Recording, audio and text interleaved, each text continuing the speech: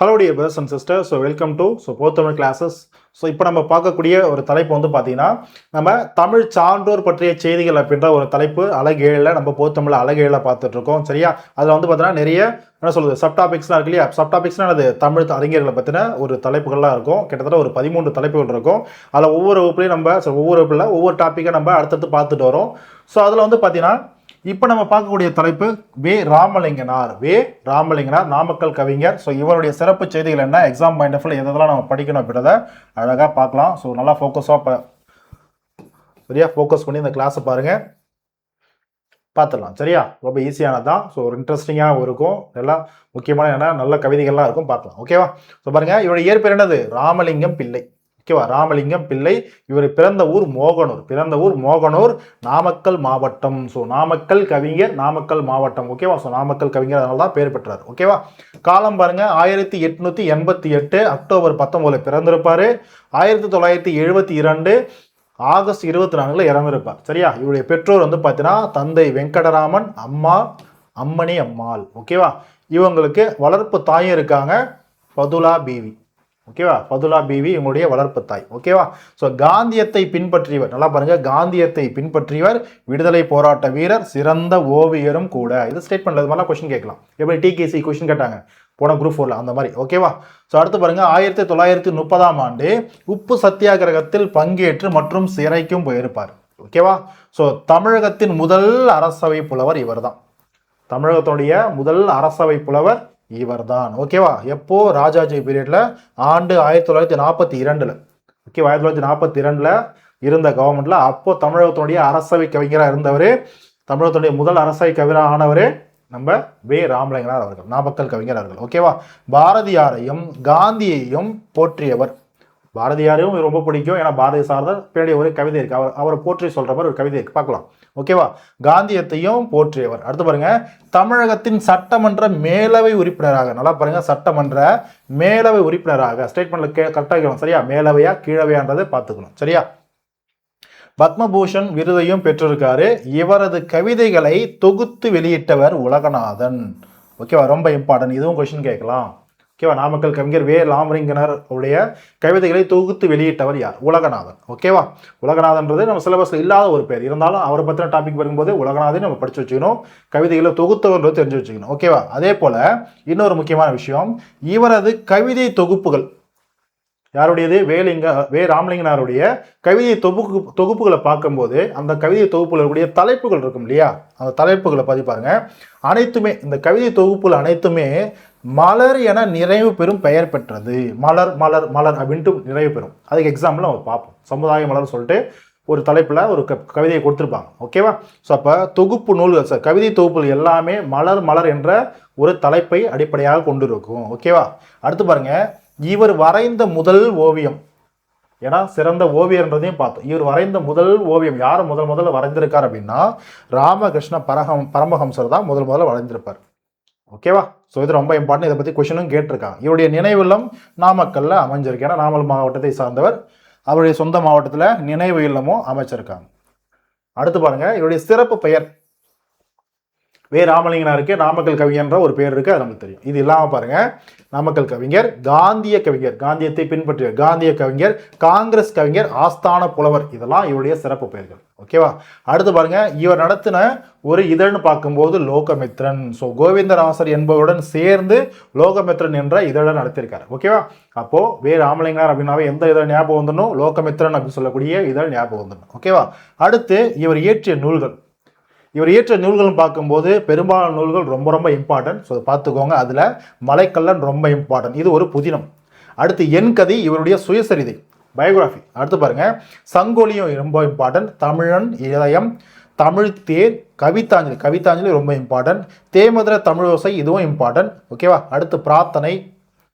ஓகேவா? இசை தமிழ், தாயார் கொடுத்த தானம், அவனும் அவளும். ஓகேவா? அடுத்து கம்பரும் வால்மீகியும், கற்பகவல்லி, மரகதவல்லி, இதெல்லாம் புதினங்கள். சரியா? புதினங்கள். நாமக்கல் கவிஞர் பாடல்கள், இது தொகுப்பு நூல். அடுத்து பாருங்க, இலக்கிய இன்பம், திருக்குறளும் பரிமேல் அழகரும், மேபி இதை கொஸ்டின் கேட்கலாம், பாருங்க ரொம்ப இம்பார்ட்டன்ட். மாமன் மகள், இது வந்து நாடகம். அடுத்து வள்ளுவரின் உலகம். ஓகேவா? ஸோ அதெல்லாம் ரொம்ப எல்லாமே ரொம்ப இம்பார்ட்டன்ட் தான். ஸோ பார்த்துக்கோங்க, முடிஞ்ச வரைக்கும் ரிவிஷன் பண்ணுங்க. முடியாத மனப்பாடம் பண்ணுங்க. ஓகேவா? So fine. அடுத்து பாடப்பகுதிக்கு போயிடலாமா? 7ஆம் வகுப்பு புதிய புத்தகம் எங்கள் தமிழ். ஓகேவா? எங்கள் தமிழ் அப்படின்ற ஒரு தலைப்புல கொடுத்துருப்பாங்க. சரியா? எங்கள் தமிழ், தமிழனுடைய சிறப்பு பாருங்க. அருள்நெறி அறிவை தரலாகும், அதுவே தமிழன் குரலாகும். பொருள் பெற யாரையும் புகழாது, போற்றாதாரையும் இகழாது. பொருள் பெற யாரையும் புகழ்ந்து பொருள் பெற வேண்டிய அவசியம் கிடையாது.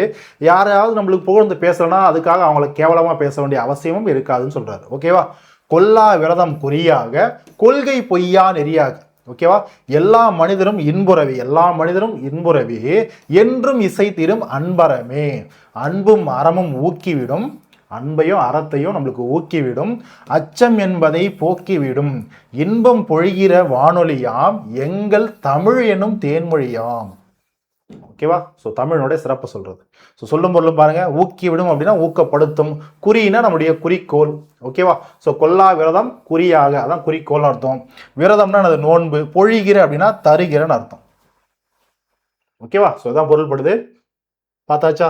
ஸோ ஈஸியாக தானே இருக்கு, படிக்கும் போது புரிஞ்சுக்கலாம் இல்லையா? ஓகே. அடுத்து பாருங்க, 9ஆம் வகுப்பு பழைய புத்தகத்துல பெண்மை, அதாவது பெண்களுடைய சிறப்பு, பெண்மையை பத்தி சொல்லக்கூடியது. அன்பும் ஆர்வமும் அடக்கமும் சேர்ந்தும், உண்மைத்தன்மையும் உறுதியும் மிகுந்தும், தன்னல மறுப்பும் சகிப்புத்தன்மையும் இயல்பாய் அமைந்தும், இன்ப சொரூபமாய். ஓகேவா? இன்ப சொரூபம், இன்ப ரூபம் சொல்லுவோம் இல்லையா? இன்ப உருவமாய் தாயாய் நின்று தரணியை தாங்கும். பெண்களை பத்தி சொல்றார். தாயாய் நின்று தரணியை தாங்கும், தாரமாய் வந்து தளர்வை போக்கும். தாரம்னா என்னது? தன்னுடைய மனைவியா, துணைவியா. ஓகேவா? உடன்பிறப்பாகி உறுதுணை புரியும். நம்மளுக்கு சகோதரியா இருந்து உடன்பிறப்பா இருந்து உறுதுணை புரியும். மகளாய் பிறந்து சேவையில் மகிழும். நம்மளுக்கு மகளாய் பிறந்து சேவையில் மகிழும். அயலார் தமக்கு அன்பை செய்யும். அயலார்னது நம்மளை சுற்றி இருக்கிறவங்க. சரியா? நம்ம பக்கத்து வீட்டுக்காரங்களோ, நம்ம சொந்தங்களோ. ஓகேவா? முதல்ல நம்மளை சுற்றி இருக்கிறவங்களும் அயலார்கள், நம்மை தவிர மற்றவர்கள் எல்லாமே அயலார்கள். ஓகேவா? அயலார் தமக்கும் அன்பை பொழியும், மற்றவங்கள்ட்டையும் அன்பா நடந்துக்கும். நாணம் கெடாமல் நட்பு கொள்ளும். சரியா? நாணம் கெடாமல், பண்பை, தன்னுடைய அந்த பெண்மைக்குரிய அந்த ஒரு பண்பு கெடாமல் நட்பு கொள்வாங்க. ஸோ அப்படிப்பட்ட ஒரு சிறந்த ஒருத்தவங்க தான் பெண்கள் அப்படின்றத சொல்லியிருப்பார். சரியா? ஸோ பெண்மை என்ற ஒரு தலைப்புல சொல்லியிருப்பார். ஓகேவா? அடுத்து பாருங்க. ஸோ இந்த நூல் நாமக்கல் கவிஞர் பாடல்கள்னு சொல்லிட்டு ஒரு தொகுப்பு நூல் பார்த்துருப்போம் இல்லையா? அதுதான். ஓகேவா? நம்ம ஸ்டார்டிங்லேயே பார்த்துருப்போம். இவருடைய சிறப்புகளை பார்க்கும்போது, சிறப்பு செய்திகளை பார்க்கும்போது, நாமக்கல் கவிஞருடைய தொகுப்பு நூல்களில், தொகுப்பு பகுதிகளில், சரியா, பெரும்பாலும் எல்லா தலைப்புகளுமே மலர் முடியும்னு சொல்லிட்டு படிச்சிருவோம் இல்லையா? இதுதான் அதுக்கு எக்ஸாம்பிள். பாருங்க, சமுதாய மலர் அப்படின்ற ஒரு தலைப்புல தான் இந்த பெண்மை என்ற ஒரு கவிதையை நம்மளுக்கு கொடுத்துருக்காங்க. பெண்கள் பற்றின ஒரு கவிதையை நம்மளுக்கு கொடுத்துருக்காங்க. ஓகேவா? ஸோ ஒரு தொகுப்பு நூல். இதில் பாருங்க, சொரூபம்னா வடிவம், உருவம், தரணினா உலகம், தாரம் அப்படின்னா மனையாள், அதான் மனைவியை குறிக்கும், அயலார்னா உறவல்லாத மற்றவர்கள். அடுத்து பாருங்க, அவ்வளோதான். ஸோ இது இந்த ஒரு கவிதையை சார்ந்துதான். ஓகே. அடுத்து பாருங்க, கைத்தொழில் ஒன்றை கற்றுக்கொள், கவலை உனக்கெல்லை ஒத்துக்கொள். சொன்னது யாரு? நாமக்கல் கவிஞர் வே. ராமலிங்கனார். ஓகே. அடுத்து பாருங்க, பாட்டாளி மக்களது பசி தீர வேண்டும், பணமென்ற மோகத்தின் விசை தீர வேண்டும். சொன்னது யாரு? நாமக்கல் கவிஞர். ஓகே. அடுத்து பாருங்க, தமிழன் என்றோர் இனம் உண்டு, தனியே அவர்க்கொரு குணம் உண்டு, அமிழ்தம் தன் அவனுடைய மொழியாகும், அன்பே அவனுடைய வழியாகும். ஓகேவா? தமிழர்களுடைய சிறப்பை பற்றி சொல்றது. ஓகே. இதுவும் யார் ஆசிரியர்? நாமக்கல் கவிஞர் நம்ம பார்த்துட்டு இருக்கோம். இதெல்லாம் அவருடைய அதை பார்த்தோன்னா பாடல் வரிகள், கவிதை வரிகள். ஓகேவா? ஓகே. அடுத்து பாருங்க, 11ஆம் வகுப்பு புதிய புத்தகத்தில் சுதந்திரத்தை பற்றி சொல்லியிருப்பார். சுதந்திரம் ஒரு மனிதனுக்கு எவ்வளவு முக்கியத்துவம் வாய்ந்தது, சுதந்திரமாக நம்ம எல்லாம் இருக்கிறதுனால தானே நம்ம நினைச்சது செய்ய முடியுது. அதனுடைய சிறப்பை சொல்றது பாருங்க. சுதந்திரம் தருகிற மகிழ்ச்சியை காட்டிலும் சுகம் தரும் உணர்ச்சியும் வேறுண்டா. ஓகேவா? சுதந்திரம் தான் ஒரு நல்ல மகிழ்ச்சியை தரும், அதை விட சுகத்தை தரக்கூடிய வேற ஏதாவது ஒன்று இருக்கான்னு கிடையாது. ஓகேவா? அடுத்து பாருங்க, பதம் தரும் பெருமையும் பணம் தரும் போகமும் பார்த்தால் அதை விட கீழென்றோ. அதெல்லாம் பார்த்தோம்னா அதை விட கீழானது வேறு எதுவுமே கிடையாது. பாருங்க, இதம் தரும் அறங்களும் இசையுடன் வாழ்தலும் எல்லாம் சுதந்திரம் இருந்தால்தான் நிதம் தரும் துயர்களை நிமிர்ந்து நின்று எதிர்த்திட நிச்சயம் சுதந்திரம் அது வேண்டும். இதெல்லாம் பண்ணணும்னா அதுக்கு நம்மளுக்கு சுதந்திரம்னு ஒன்று இருக்கணும்ப்பா, அது இருந்தால் தான் நம்ம செயல்படலாம். ஓகேவா? இப்போ எல்லாம் நம்ம சுதந்திரத்தோடு இருக்கும் அப்படின்னா அதுக்காக தான் அவ்வளோ கஷ்டப்பட்டு வாங்கினது. ஓகே. அது வாங்கலாம் அப்படின்னா நம்ம சுதந்திரமாக செயல்பட்டு இருக்க முடியுமா? இல்லை அந்த ஒரு காலகட்டத்தில் இருந்தவங்களாம் 1947 முடிவு இருந்தவங்களாம் சுதந்திரமாக செயல்பட்டு போகலாம்னா கிடையாது இல்லையா? எவ்வளோ அடக்குமுறைகள், எவ்வளோ என்ன சொல்றது துன்பங்கள் துயரங்கள்ன்றது அனுபவிச்சிருப்பாங்க. ஓகேவா, நினைச்சதெல்லாம் செய்ய முடியாமல் போயிருந்திருக்கும் இல்லையா. அதான் அப்போ சுதந்திரம்ன்றது ஒரு மனிதனுக்கு இப்போ கூட எடுத்துக்கலாம். இப்போ சுதந்திரம் அடைஞ்சிட்டோம், எத்தனை பேர் வீட்டில் வந்து பார்த்தீங்கன்னா எல்லாருமே சுதந்திரமாக தான் இருக்கும். ஆனால் சுதந்திரம் இல்லாத ஒரு குழந்தைகள் இருப்பாங்க, சுதந்திரம் இல்லாத ஒரு ஒரு மனிதர்கள் இருப்பாங்க. ஒரு அதை பற்றி ஒரு ஆணாக இருக்கலாம், பெண்ணாக இருக்கலாம், இருப்பாங்க இல்லையா. அவங்களாம் நினைச்சதை செஞ்சிட முடியுமா? செஞ்சிட முடியாது. அப்போ ஒரு மனிதன் சுதந்திரமாக வாழணும், அதை பற்றினா என்ன சொல்றது மகிழ்ச்சியோடு வாழணும், தான் நினைச்சதை செய்யணும் அப்படின்னா சுதந்திரம் ரொம்ப இம்பார்ட்டன்ட் இல்லையா. ஸோ அதை பற்றி சொல்லக்கூடியதான் இந்த ஒரு கவிதை. அடுத்து பாருங்க, 12ஆம் வகுப்பு புதிய புத்தகத்தில் பெற்றெடுத்த, அதாவது பார்த்தீங்கன்னா மொழி உணர்வு, நம்முடைய தமிழ் உணர்வு மொழி உணர்வுன்றது இருக்கணும். ஓகேவா, அதை பற்றி சொல்லியிருப்பாருங்க. பாருங்க, பெற்றெடுத்த தமிழ் தாயை பின்னால் தள்ளி, நம்முடைய தமிழ் தாயை பின்னால் தள்ளி பிற மொழிக்கு சிறப்பளித்த பிழையை நீக்க, மற்ற மொழிக்கு முன்னுரிமை கொடுத்தக்கூடிய அந்த ஒரு பிழையை நீக்க ஊற்றெடுத்தே அன்புரையால் ஒழுங்க வைத்து, சரியா, ஒழுங்க வைத்து இவ் உலகத்தில், ஓகேவா, அப்படி படிக்கணும். ஓகேவா, வைத்தியம்னு படிக்கும்போது உங்களுக்கு புரியாது, சரியா. ஸோ ஒழுங்க வைத்து இவ் உலகத்தில் தமிழ் மொழிக்கு நிகரம் உண்டோ, தமிழ் மொழிக்கு நிகரானது எதாவது இருக்கா? கிடையாது. கற்றுணர்ந்தே அதன் இனிமை காண்பாய், அதை படிச்சாதான் அதனுடைய இனிமை என்னன்னு சொல்லிட்டு உனக்கு தெரியும், படிச்சு பாருன்னு சொல்றாரு. ஓகேவா, என்று கம்பனோடு, சரியா, ஸோ கம்பன்ற இல்லையா, கம்பனோடு வள்ளுவனை சுட்டிக்காட்டி, கம்பனையும் வள்ளுவனையும் சுட்டிக்காட்டி தெற்றன நம் அகக்கண்ணை திறந்து விட்ட தெய்வ கவி யாரு? பாரதியார். பாரதி ஓர் ஆசான் திண்ணம் அப்படின்னு சொல்லியிருப்பார்.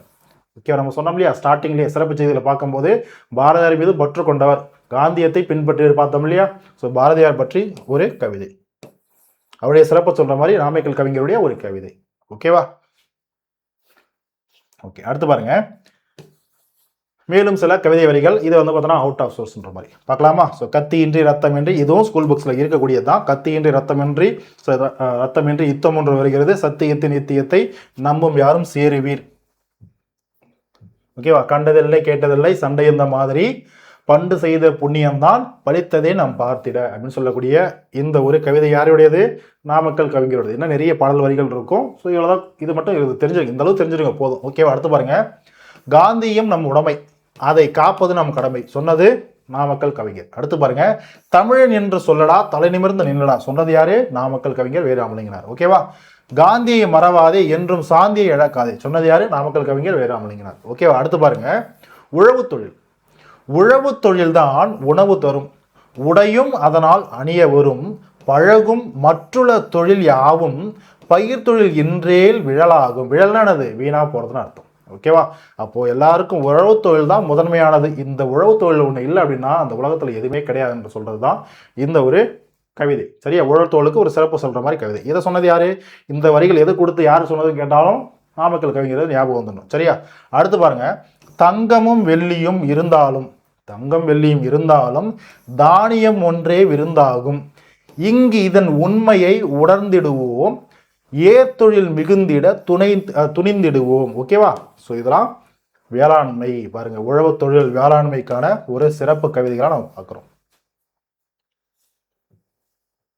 ஓகேவாமா, ஓகே, சரியா.